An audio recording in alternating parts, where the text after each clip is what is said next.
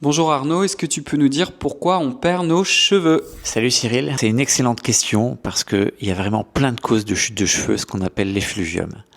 Le plus souvent, on perd nos cheveux de manière aiguë, ce qu'on appelle l'effluvium télogène, et il y a plein de causes. Ça peut être simplement saisonnier, ça peut être une carence en vitamines, ça peut être un choc psychologique, un petit changement hormonal, et ça dure 3-4 mois. Et si on l'identifie bien, qu'on supplémente, on peut très vite récupérer et de manière intégrale.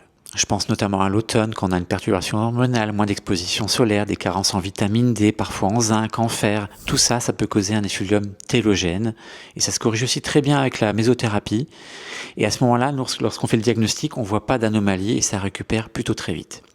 Là où ça devient un peu plus compliqué, c'est lorsque ça dépasse 4 à 6 mois et que ça s'améliore pas, ou que une simple supplémentation orale n'a pas suffi. On parle alors d'effluvium chronique, et le plus connu, la cause majoritaire, c'est l'alopécie androgénétique. On en parle beaucoup chez les hommes, lorsqu'on commence à perdre les cheveux sur les golfes et sur le vertex, et c'est le motif le plus fréquent de consultation médicale. Ça existe aussi chez les femmes, on le voit apparaître de manière plus douce et plus insidieuse parce que les femmes sont protégées par leurs hormones féminines et elles perdent pas sur le devant, elles commencent à perdre sur la ligne médiane et c'est un peu sur le vertex. Donc cette alopécie androgénétique, elle porte bien son nom.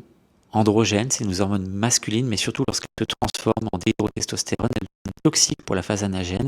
Et en fait, nos cycles s'épuisent. Chaque cheveu a un nombre prédéfini de cycles. Lorsqu'il en a plus, c'est la calvitie. Et c'est ce qui nous guette tous si on ne réagit pas très vite à cette alopécie androgénétique. Ça se diagnostique très bien en trichoscopie. On voit une miniaturisation des cheveux. Et là, très vite, il faut faire des traitements par facteur de croissance ou par exosome pour inverser ça et augmenter la phase de croissance. Et on peut voir de manière plus rare des vraies problématiques du cuir chevelu, un psoriasis, un champignon, une maladie auto-immune.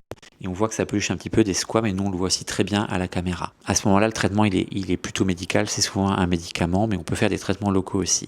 Et parfois on voit des alopécies sur des mauvais comportements, les tresses, l'alopécie de traction, des brushings trop agressifs, le lissage. Et tout ça, c'est simplement le changement de comportement qui va très vite récupérer. Dès que cette chute elle dure trop longtemps, qu'elle vous impacte trop, vous pouvez consulter un médecin, faire un trichoscope et on a souvent la solution adaptée si on cherche bien.